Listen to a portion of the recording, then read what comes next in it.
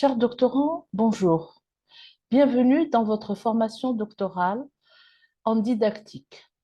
La conférence que je vais vous présenter aujourd'hui porte sur l'écrit scientifique. Cette conférence est structurée selon le plan suivant. Introduction, qu'est-ce que les écrits scientifiques? Distinction entre écrits scientifiques de spécialité et écrits scientifiques de vulgarisation. Caractéristiques formelles, linguistiques et discursives des écrits scientifiques, structure des écrits scientifiques, le niveau lexical, le niveau morphosyntaxique, le niveau pragmatique, le niveau fonctionnel, variations dans les écrits scientifiques et enfin, conclusion.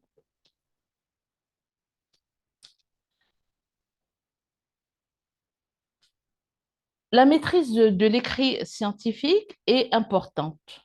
C'est un passage obligé et une priorité à reconnaître dans toutes les formations universitaires. Et ceci pour différentes raisons. L'expression écrite est une activité qui est poursuivie tout au long du cursus universitaire et cela sous différentes formes. Prise de notes pendant les cours, épreuves écrites d'examen et de concours, exposés, rapports de stage, rédaction de mémoire de master et de thèse de doctorat. Si le doctorant veut obtenir des promotions universitaires, il doit effectuer des enquêtes, des recherches, en faire bénéficier d'autres chercheurs et être reconnu par ses pairs. Il doit rédiger des articles et les soumettre à des revues scientifiques. Une question se pose. Comment aborder les écrits scientifiques si l'on n'a pas les outils conceptuels pour le faire? Les objectifs de la conférence sont de donner des définitions des écrits scientifiques, de faire connaître leurs caractéristiques linguistiques discursives, de faire acquérir la démarche scientifique, positionnement, raisonnement, argumentation, étayage. L'approche adoptée s'inscrit dans le cadre des analyses du discours qui ont pour objet de mettre en relation les caractéristiques linguistiques des écrits scientifiques avec les pratiques où ces écrits sont produits. Mon intention est d'exposer les principes de l'écrit scientifique en vue de transposer le savoir sur ce type d'écrit en un savoir-faire en lecture, analyse, production écrite lors des ateliers doctoraux. Je passe maintenant à des définitions des écrits scientifiques. Nombre d'auteurs ont des représentations plus ou moins différentes des écrits scientifiques et en ont donné différentes définitions. Ainsi, pour Berthelot, un texte scientifique, je cite l'auteur, un texte scientifique s'inscrit dans un contexte socio-culturel de production et de réception et répond notamment à 3 critères. Une intention de connaissance explicite de l'auteur, un apport de connaissances reconnu par une communauté savante, l'inscription dans un espace de publication identifié comme scientifique. Les critères qu'on peut retenir de cette définition sont le contexte de production et de réception socioculturelle, l'apport de connaissances, l'espace de publication, qui est un espace scientifique. La prise en compte du contexte socioculturel est importante, car la langue est un système de communication sociale. Elle véhicule des valeurs socioculturelles au moyen des codes qui ne sont pas linéaires, c'est-à-dire qui varient selon les sociétés et les cultures. Et puis cette variation, elle se manifeste surtout au niveau de la forme et de l'expression scientifique.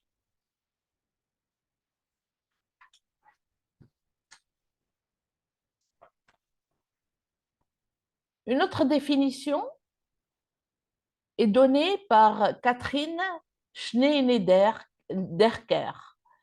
Cet auteur parle des textes qu'on pourrait dire savants au sens où ils diffusent, construisent des savoirs et discutent de théories relevant de domaines spécialisés.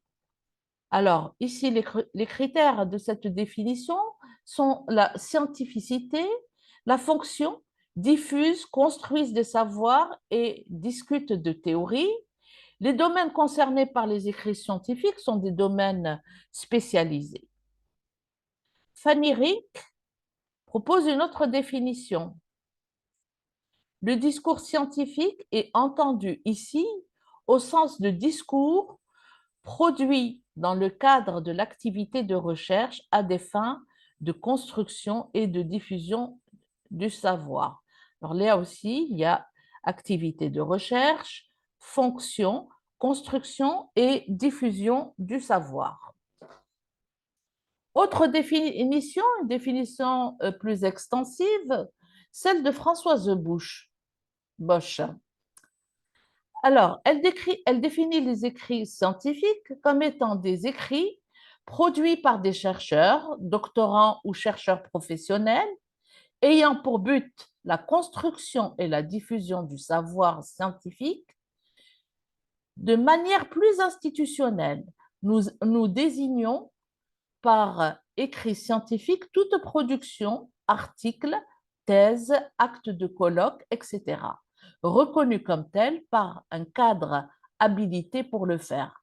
Organismes de recherche, universités, mais aussi comités de revues scientifiques qui sont eux-mêmes constitués pour la plupart de chercheurs appartenant à ces organismes. Là, on a donc comme critère communauté de recherche de chercheurs euh, constituée par les doctorants ou des chercheurs professionnels, la fonction, toujours fonction, construction et diffusion du savoir, les genres d'écrits, articles, thèses, actes de colloque, la dimension institutionnelle des écrits scientifiques. Par ailleurs, en note de bas de page, l'auteur euh, définit les champs disciplinaires concernés par les écrits scientifiques. Alors, je la cite, dans le monde francophone, contrairement au monde anglo-saxon, l'étiquette écrit scientifique ne recouvre pas seulement les sciences dures et naturelles, mais également les sciences humaines et sociales. Alors là, on a l'activité de recherche, les genres, la fonction heuristique de construction et de diffusion du savoir, l'apport de connaissances, la scientificité, la dimension institutionnelle.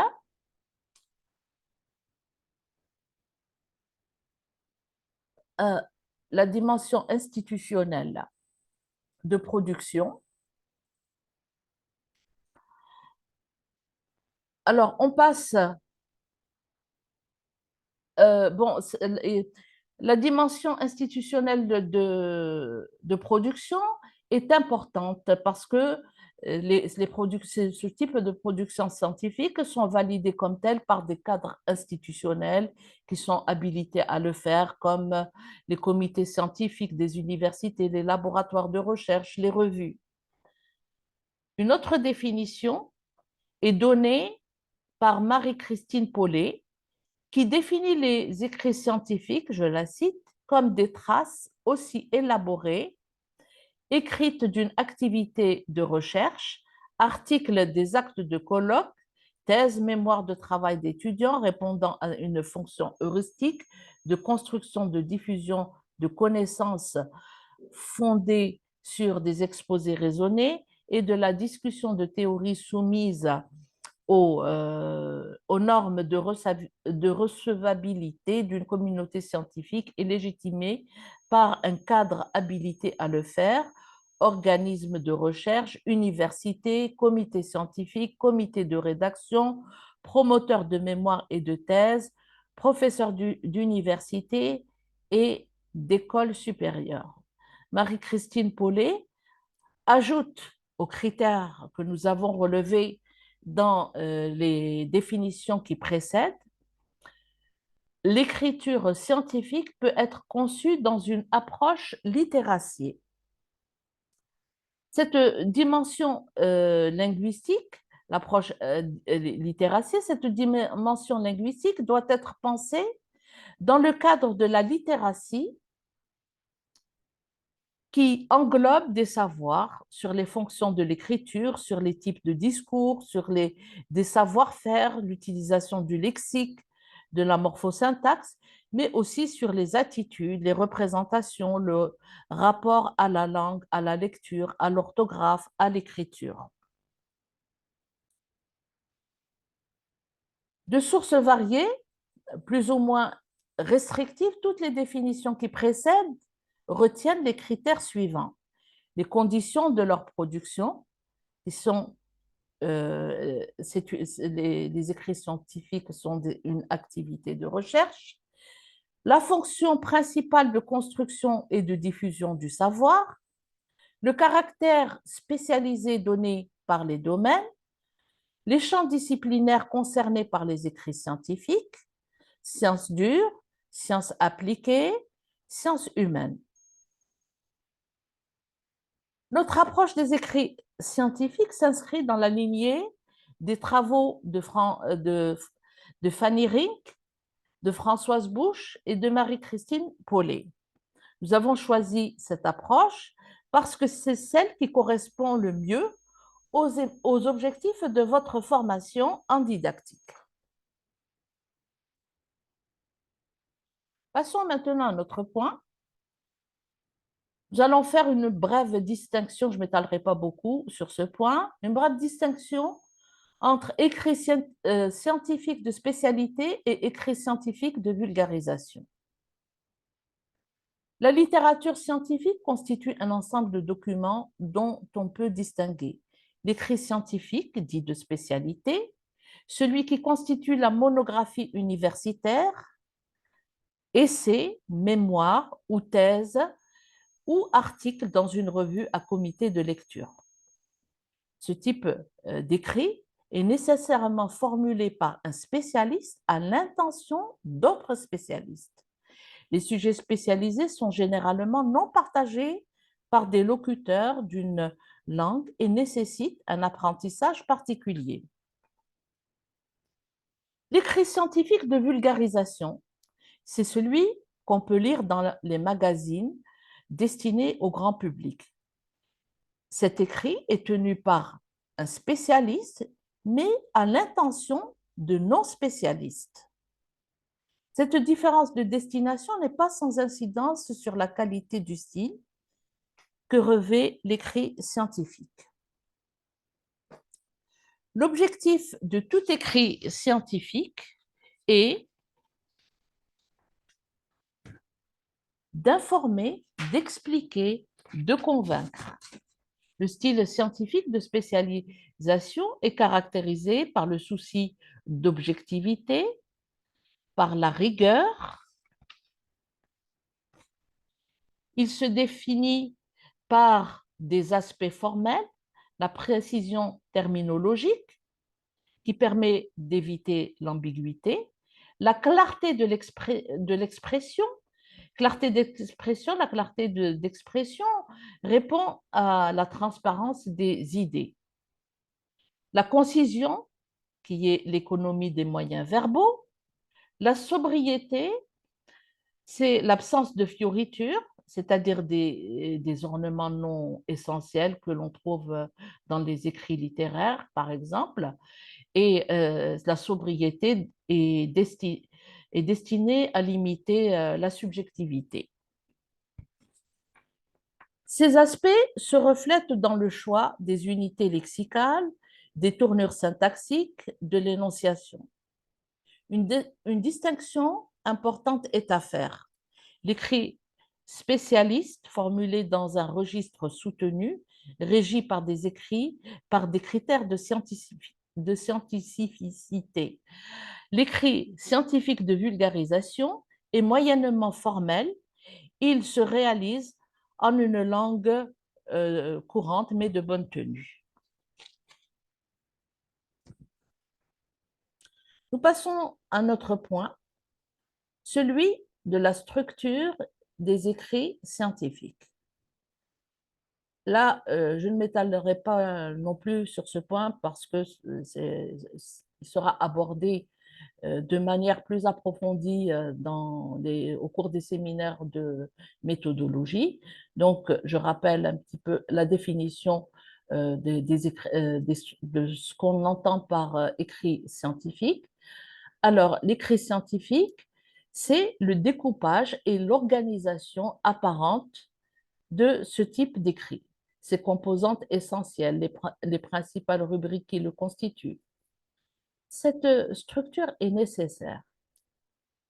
Elle permet une meilleure compréhension des idées.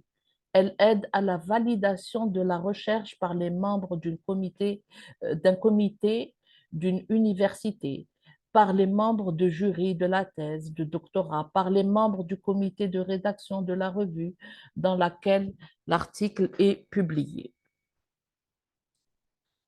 Un exemple de structure d'un article, j'ai choisi euh, celui qui est souvent utilisé, en particulier dans les sciences dures, dans les sciences appliquées. Hein, l'exemple de structure selon le plan IMRAD. Introduction, méthode, résultat, discussion. Alors, ce qu'on trouve dans une introduction, en général, c'est la présentation de l'objet de la recherche et les motivations de son choix, l'état de l'art, les points particuliers du sujet auquel les auteurs se sont intéressés et les motivations du choix, les objectifs de l'étude envisagée. Matériel et méthode. Le matériel concerne sur quoi le travail a été réalisé, par exemple des échantillons d'organismes microscopiques, échantillons de roches, patients dans le domaine médical, les roches dans le domaine de la géologie, prélèvements dans le domaine de la biologie, par exemple. La méthode est le cheminement de la pensée pour parvenir à la connaissance, par exemple l'examen et l'analyse des faits, l'expérimentation sur le terrain ou en laboratoire. Les résultats sont la description du travail qui a fait l'objet de la recherche, les résultats d'une enquête, d'une expérience. Généralement, cette partie comporte des tableaux, des schémas, des figures. Dans la partie discussion, le chercheur donne un avis professionnel de ce qu'il pense du travail qu'il a accompli. Exemple, euh, il dit si ces hypothèses ont été validées ou pas. Les différences avec les résultats observés, l'impact de son travail à la progression de la connaissance. Des éléments supplémentaires peuvent identifier un article scientifique, à savoir le titre, le nom du ou des auteurs de l'article, l'intitulé, l'adresse de l'unité ou du laboratoire où la thèse a été préparée, le résumé, les mots-clés, la bibliographie. Ce modèle de structure, bien qu'il soit universel dans le domaine des sciences exactes et celui des sciences médicales, des sciences appliquées, ne concerne pas toutes les disciplines. Dans le domaine des sciences humaines, par exemple, il est peu répandu. D'autres structures d'articles sont accessibles sur Internet. Je vous donne un exemple de ce type de structure d'article, structure selon le plan IMRAD, extrait d'un article de biologie marine, article intitulé Qualité et biomasse exploitable d'Artemia, salina, crustacés, anostracés, du Chott Merwan du nord-est d'Algérie, dont l'auteur est Mounia Derbal. Alors, j'ai relevé, je ne vais pas vous donner tout l'article, mais j'ai relevé quelques éléments de chacune des parties de l'article. Dans l'introduction, par exemple, voilà, dans l'introduction, on trouve le crustacé est une petite crevette qui vit dans les lacs hypersalés, appelés chottes en Afrique du Nord. Elle représente l'aliment de premier âge le plus important dans les élevages de poissons et de crevettes. En raison de son importance et sa demande accrue par les aquiculteurs, son coût est très élevé, jusqu'à 500 dollars par kilogramme. Dans cet article, plusieurs aspects de sa biologie et de son écologie sont abordés, notamment la taille, la qualité biochimique, la qualité d'éclosion des œufs et la biomasse exploitable. Partie matérielle et méthode, on relève le milieu d'études. La population d'Artemia provient du Chott Merwan, qui est situé dans la région d'El-Oued, au Sahara septentrional. Le climat est aride avec des températures qui atteignent 50 degrés. La salinité est très élevée et atteint la saturation. On relève également dans cette partie matériel et méthode l'échantillonnage et analyse au laboratoire. L'échantillonnage des crevettes a été effectué grâce à un filet à plancton. Les observations et mesures ont été effectuées grâce à un microscope oculaire. Les œufs ont été incubés dans des tubes cylindro-coniques en respectant les conditions standards reconnues. Pour la qualité biochimique, les acides gras ont été analysés par chromatographie en phase gazeuse après extraction des lipides. Autre élément qu'on trouve dans cette partie, matériel et méthode, c'est les analyses statistiques. Les tests statistiques adéquats ont été appliqués pour chaque rubrique. Dans la partie résultats, j'ai relevé l'analyse biométrique et morphologique montre que l'espèce est Artemia salina. Les œufs et les larves mesurent respectivement 236 et 428 micromicrons. La qualité d'éclosion est meilleure après traitement au peroxyde d'hydrogène avec un maximum d'éclosion de 69%. La biomasse des œufs d'Artemia est estimée à 7,6 tonnes par saison. Les oméga-3 acides linoléniques sont relativement élevés, jusqu'à 25% des acides gras. Partie discussion, on relève Artemia salina du Chott Merwan est intéressante du point de vue biométrique et biochimique comparée aux souches les plus commercialisées du monde.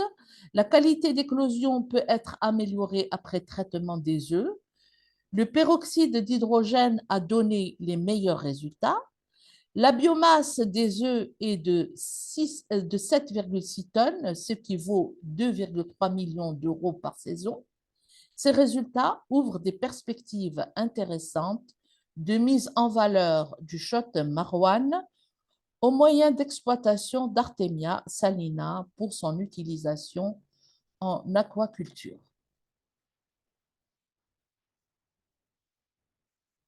Je passe maintenant au niveau lexical des écrits scientifiques. C'est la caractéristique fondamentale de ce type d'écrit. Le lexique spécialisé d'une discipline donnée constitue sa terminologie. La terminologie joue un rôle fondamental dans la caractérisation des discours scientifiques. L'aspect sémantique de l'écrit scientifique vise l'économie sémantique formelle et la précision sémantique. La terminologie a tendance à contrôler la polysémie, à supprimer les synonymes. Le style littéraire vise l'emploi d'un même mot à des intervalles rapprochés. En littérature, il est conseillé de chercher des variations élégantes en utilisant des synonymes. Mais à l'opposé, la clarté de l'écrit scientifique veut que chaque concept soit exprimé au moyen d'une même dénomination. Il est nécessaire d'utiliser un même mot pour exprimer le même phénomène tant dans le texte que dans la légende, les figures. Cette tendance de la terminologie à limiter le nombre de termes pour un même concept, à réduire la dispersion des formes, se justifie par l'intérêt à garantir une plus grande univocité dans la communication entre spécialistes.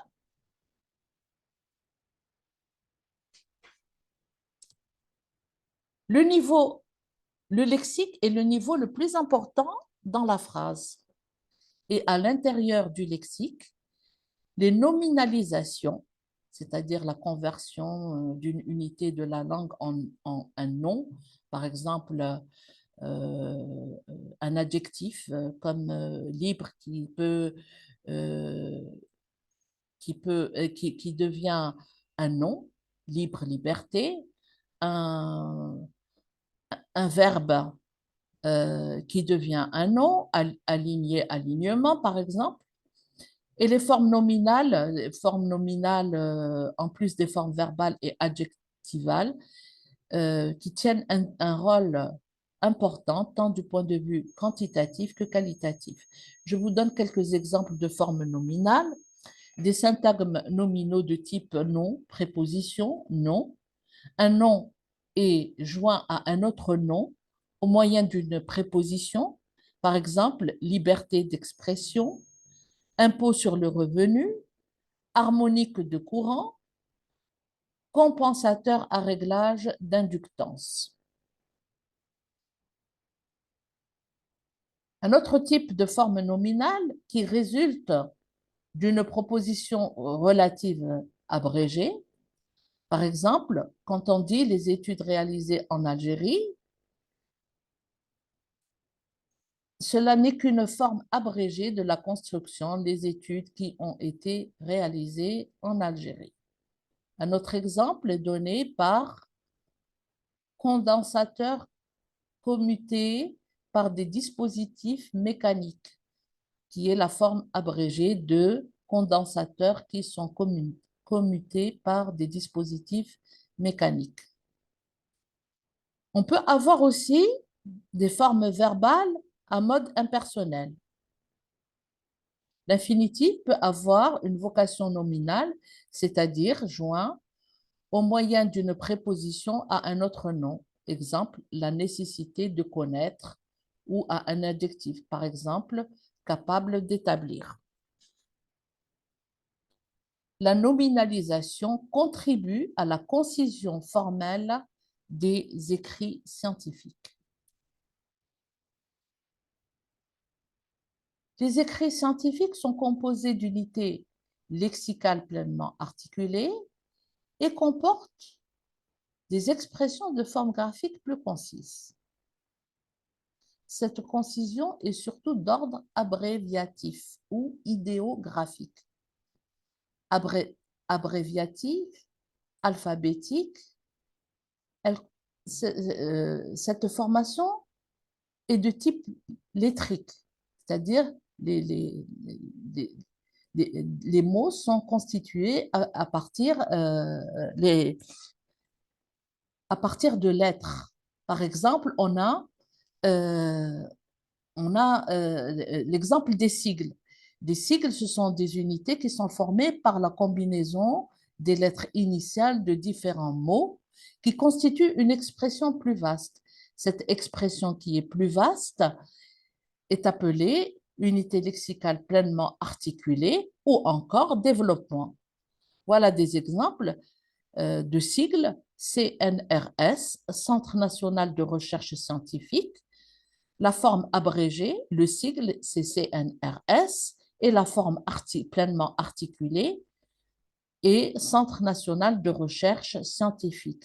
ACDI, annuaire de la Commission du droit international. CA, Cour d'appel. BICC, Bulletin d'information de la Cour de cassation. Un sigle peut être prononcé comme un segment complet, par exemple, laser et ZEC. Ce type de sigle prononcé comme une unité lexicale simple s'appelle acronyme. Alors, laser, par exemple, est un acronyme de Light Amplification by Stimulated Emission of Radiation. Excuse pour la prononciation. ZEC, acronyme de zone d'exploitation contrôlée. On dit une ZEC, des ZEC.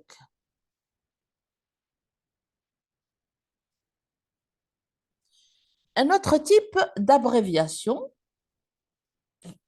constitue ce qu'on a des symboles abréviatifs qui peuvent être d'ordre alphabétique, formés à partir de lettres de l'alphabet.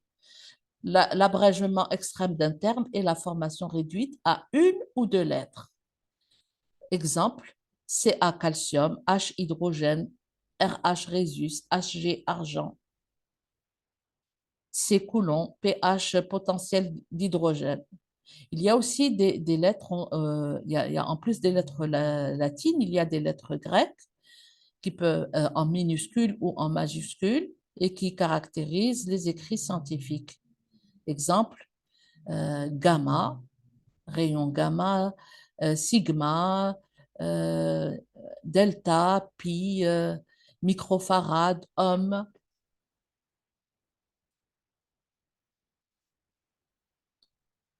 Les symboles abréviatifs répondent à un accord entre savants. C'est une entente qui est parfois internationale. Le monde entier s'accorde pour désigner l'argent, par exemple, par Hg. Hg se réfère au vieux nom d'hydragir et non pas aux lettres formant argent. Les idéogrammes sont des unités numériques et des symboles spéciaux. Par exemple, pourcent, supérieur, égal, degré, différent, cuivre. Il y a les symboles qui désignent une structure mâle et femelle. Hein. Pour cuivre, on a le symbole de la structure femelle. Et ces symboles mâles et femelles sont issus de représentations astrologiques.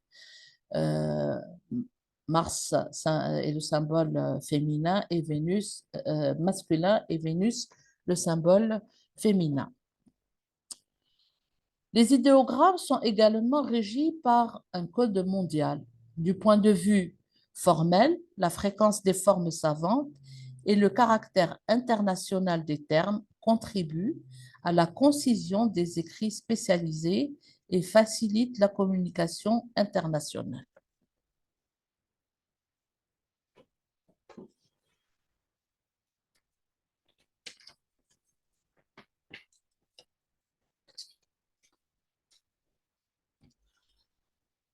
Alors, nous avions dit que la terminologie caractérisait les écrits scientifiques, mais outre cette terminologie, les écrits scientifiques sont caractérisés par un lexique appelé lexique transdisciplinaire. Ce lexique est défini, je cite Agnès Tutin, il correspond au lexique stable du genre par opposition au lexique disciplinaire propre à une sphère scientifique particulière. Alors, dans les écrits scientifiques de différentes disciplines humaines, appliquées, sciences dures, on trouve des unités lexicales qui sont communes à ces différentes disciplines, comme par exemple problématique, hypothèse, méthode, analyse, résultat, conclusion. Voilà des exemples de noms, des exemples de verbes: présenter, établir, distinguer, supposer, organiser, conclure. Des expressions complexes, mettre en relation, c'est-à-dire en ce qui concerne d'une part, d'autre part, en revanche, dans le but, ci-dessus, etc. Ce lexique non terminologique renvoie à la démarche et aux autres activités scientifiques et au raisonnement. Il n'est pas spécifique aux écrits scientifiques. On le trouve aussi dans la langue commune. Ce lexique permet de caractériser la démarche scientifique. Il est au cœur de l'argumentation, je cite Drouin, de la structure du discours, de la pensée scientifique. L'argumentation est très importante dans les écrits scientifiques.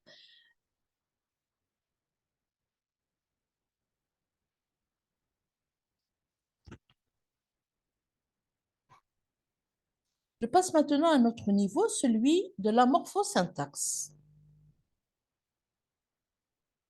La terminologie est la base des écrits scientifiques,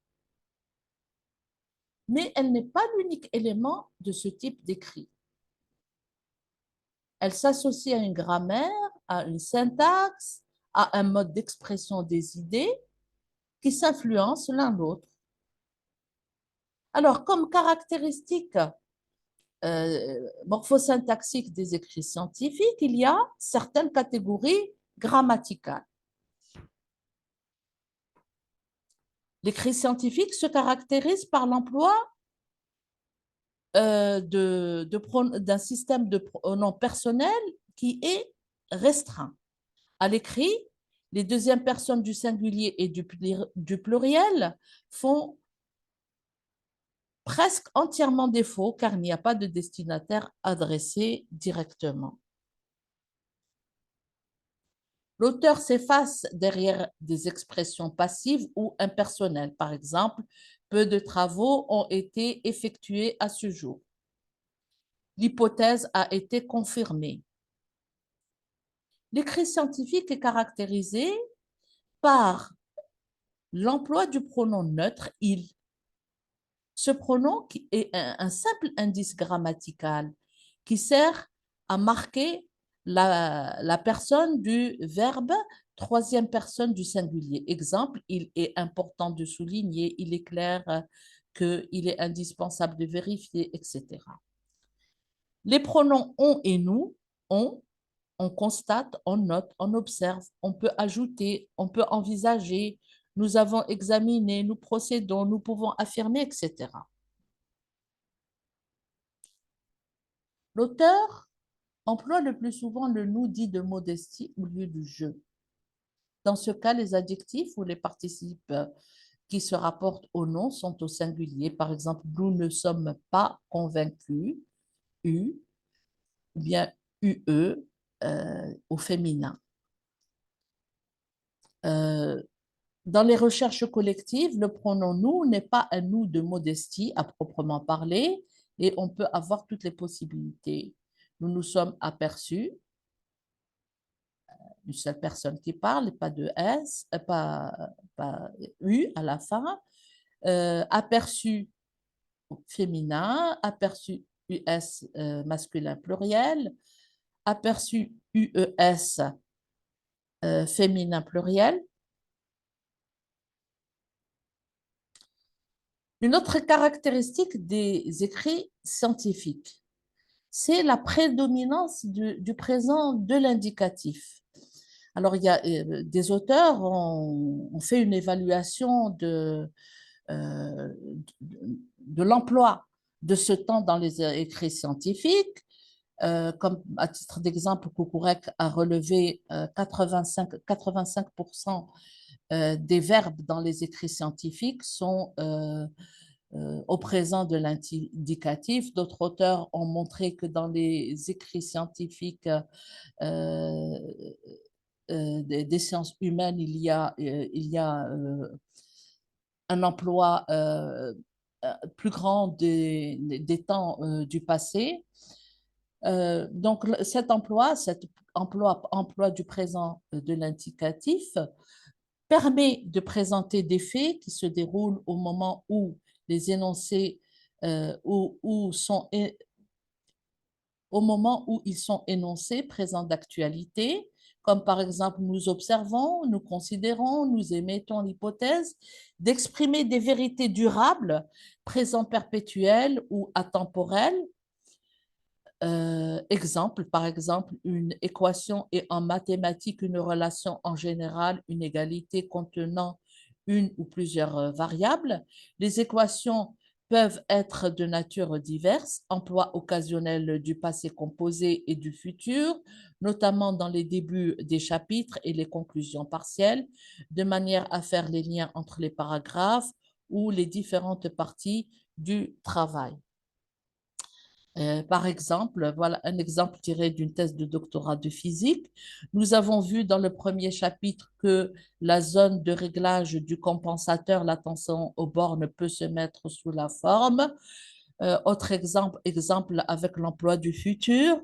Nous étudierons dans le dernier chapitre les résultats obtenus par simulation pour différentes conditions de fonctionnement, réseau avec compensateur équipé ou non d'un signal additionnel pour améliorer le fonctionnement.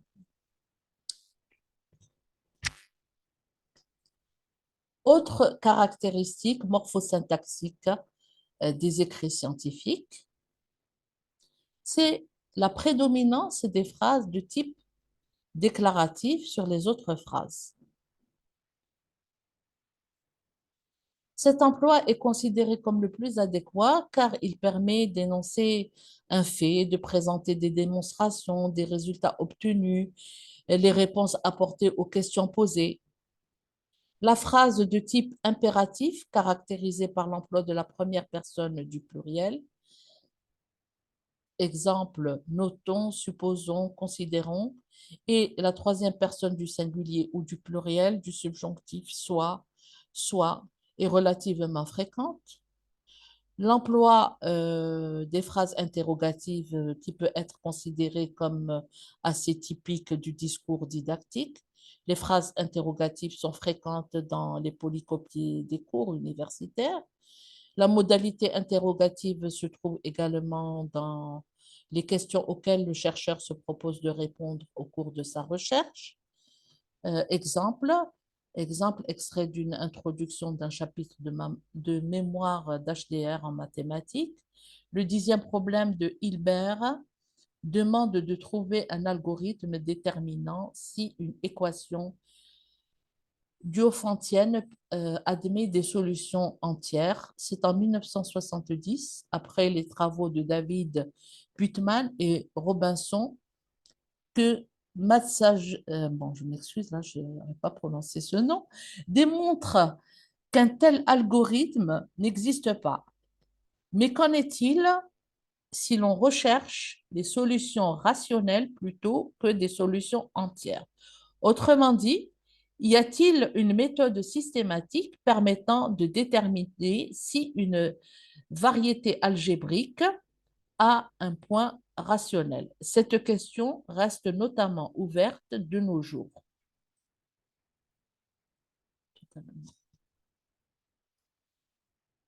Structure de la phrase.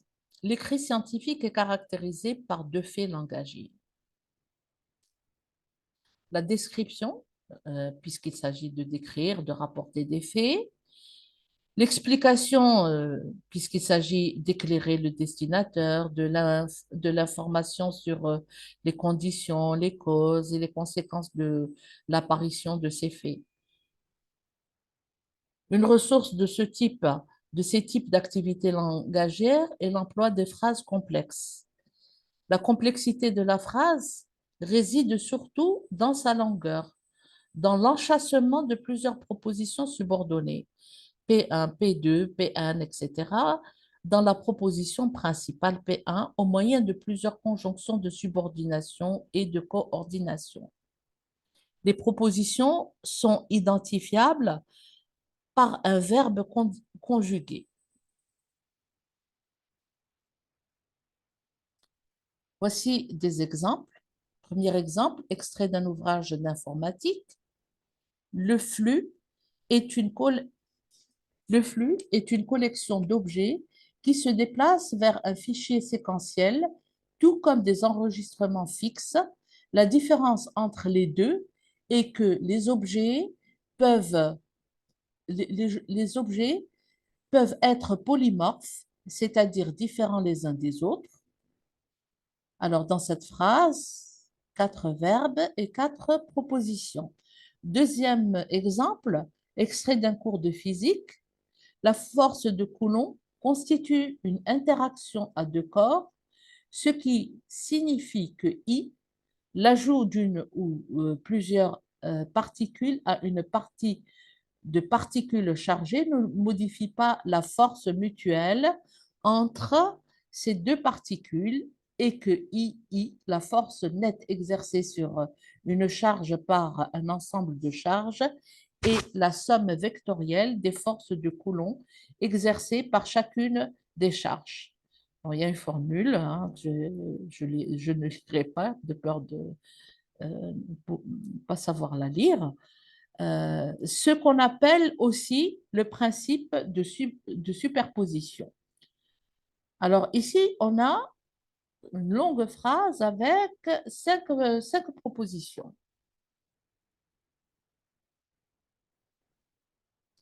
Le style télégraphique utilise des phrases simples, des phrases qui parfois sont sans verbe. Il est généralement employé dans les comptes rendus, dans les instructions, dans les notices d'utilisation écrites. Je vous donne un exemple extrait d'un TP de chimie, hygiène et sécurité.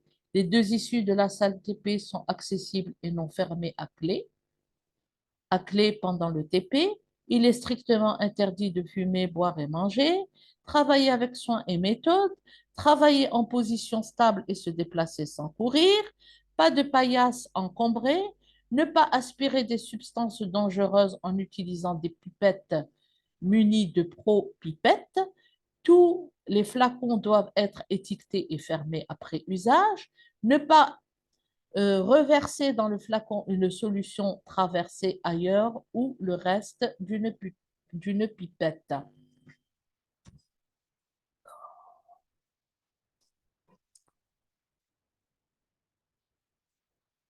Une description linguistique ne peut suffire à indiquer les informations fournies par un écrit scientifique. Une situation de communication spécifique nécessite des formes discursives appropriées, déterminées par la spécificité des éléments qui interviennent dans un processus de communication. Aussi, pour bien caractériser les écrits scientifiques, en plus du niveau linguistique, lexical et morphosyntaxique, nous rendrons compte d'autres particuliers de ce type d'écrit, ce qui concerne les niveaux pragmatiques et fonctionnels.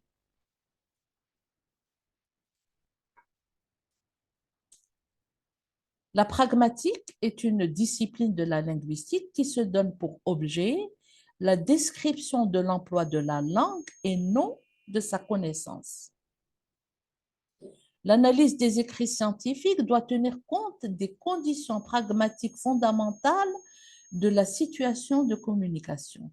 Je cite Bernard Spillner qui dit cette communication s'élargit au point de devenir une analyse du discours spécialisé. Alors, font partie de la communication, on doit prendre en considération dans la communication scientifique par les partenaires de la communication, c'est-à-dire qui peuvent être des spécialistes d'un même domaine, des spécialistes de domaines différents, un spécialiste qui s'adresse à un non-spécialiste, le type de communication, communication écrite ou orale, communication privée ou communication publique. Tout ça nous permet de mieux comprendre les caractéristiques des écrits scientifiques. Le niveau pragmatique des écrits scientifiques porte sur des éléments qui permettent de mieux distinguer un écrit qui s'inscrit dans la communication scientifique d'un écrit qui relève de la communication générale.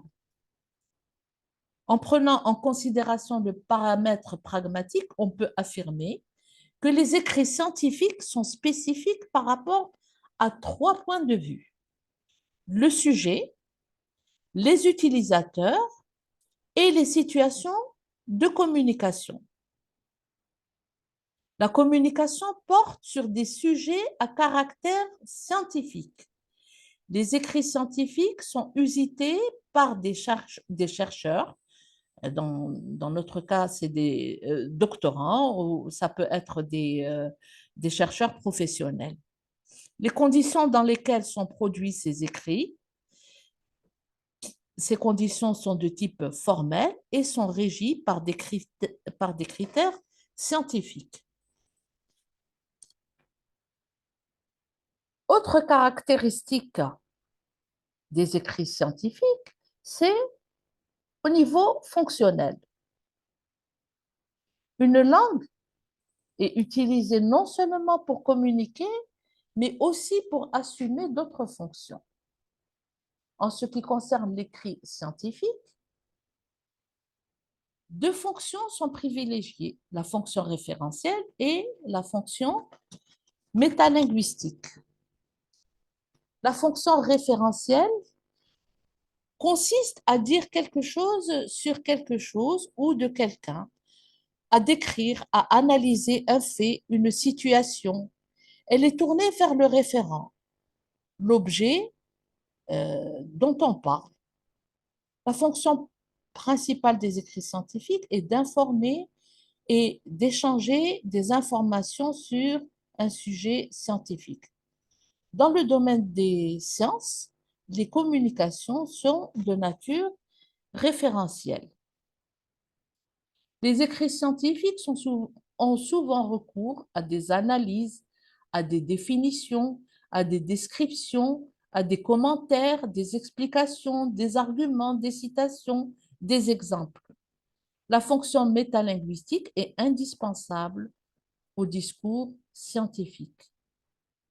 Elle permet de parler de la langue, de définir les mots et d'expliquer les notions.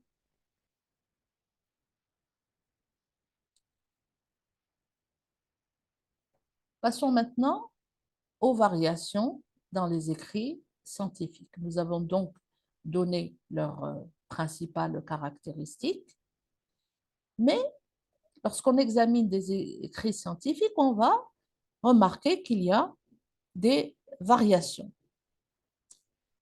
Alors, je rappelle les principaux caractéristiques des écrits scientifiques. Ils visent l'objectivité et la dépersonnalisation au moyen de l'emploi des verbes au présent de l'indicatif, du pronom, du pronom nous, du pronom il. Ils visent la concision, l'emploi de tournures impersonnelles.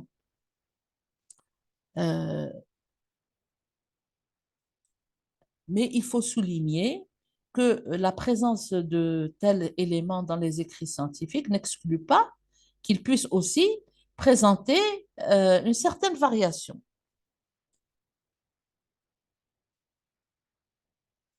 Maria Teresa Cabré donne des exemples.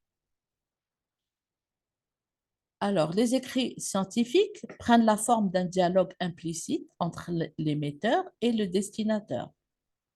Ils ne dévoilent pas explicitement les positions personnelles de leurs auteurs, qui peuvent néanmoins se retrouver dans les espaces formels du texte. Selon l'auteur, par exemple, dans ces écrits, on trouve selon l'auteur, à notre avis, nous pensons que. Ils cherchent à convaincre indirectement leur destinataire, bien que l'intention ne soit pas explicite. Ils argumentent, ils citent, ils exemplifient, ils explicitent. Ils présentent des éléments de type métalinguistique, comme des explications, des définitions. Moins le destinataire est spécialisé, plus le texte devra tenir compte des éléments métalinguistiques. Autre type de variation qu'on trouve dans les écrits scientifiques, l'emploi du présent de l'indicatif peut varier selon les disciplines.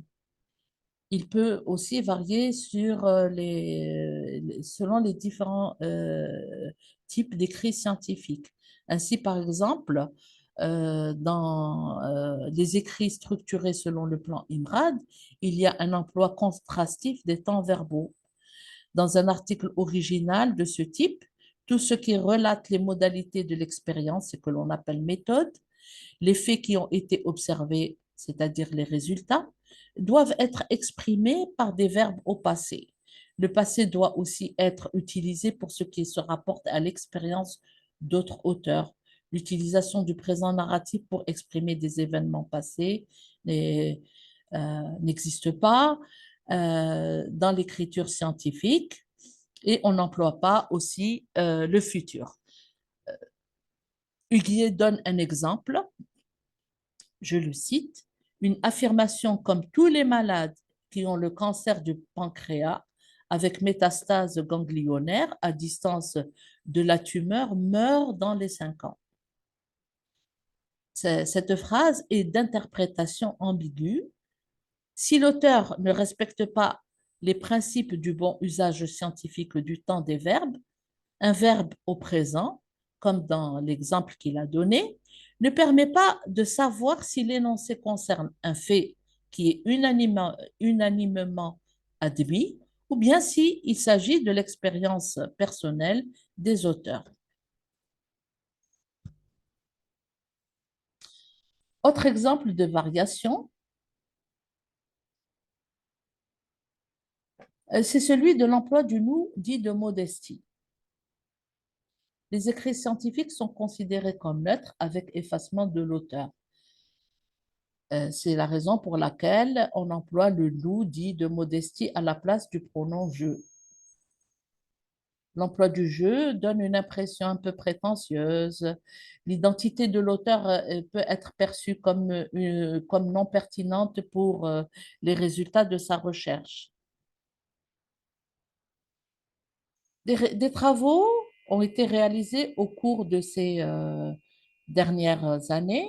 Je peux citer les travaux de Rink, de Reuter, de Tutin, qui ont montré que le pronom nous de modestie apparaît dans les écrits scientifiques, mais avec une fréquence plus élevée que celle du pronom je. Une des raisons évoquées par Reuter pour expliquer la transgression à la proscription du pronom je est, je le cite, la modestie ne représenterait plus une valeur primordiale pour l'auteur, mais celui-ci ressentirait plutôt le besoin croissant de souligner sa propre originalité, sa propre contribution au sujet, les pièces de mosaïque nouvelles qu'il apporte à la science. Fin de citation. Je conclus. Un écrit scientifique est un exercice académique exigeant. C'est une analyse minutieuse d'une question donnée. Il s'agit non seulement de mettre en valeur les capacités intellectuelles du doctorant, sa culture scientifique, sa compétence dans le domaine de spécialisation. Les écrits permettent aussi d'évaluer une thèse, par exemple, l'aptitude du doctorant à la recherche, à l'enseignement supérieur. Cette conférence m'a permis de vous exposer les principes de l'écrit scientifique. Ces éléments de théorie seront exploités lors des ateliers doctoraux consacrés à ce type d'écrit. À titre d'exemple, euh, euh, on, on vous montrera comment construire un objet de recherche, à le caractériser, le questionner, à établir l'état actuel de connaissance sur un sujet donné, euh, à confronter des concepts théoriques, à faire une synthèse, une synthèse de ces théories, à adopter une approche, euh, On vous apprendra à exposer les enjeux d'une recherche. Euh, ces éléments théoriques peuvent aussi vous servir de point d'appui pour contrôler vos propres pratiques rédactionnelles.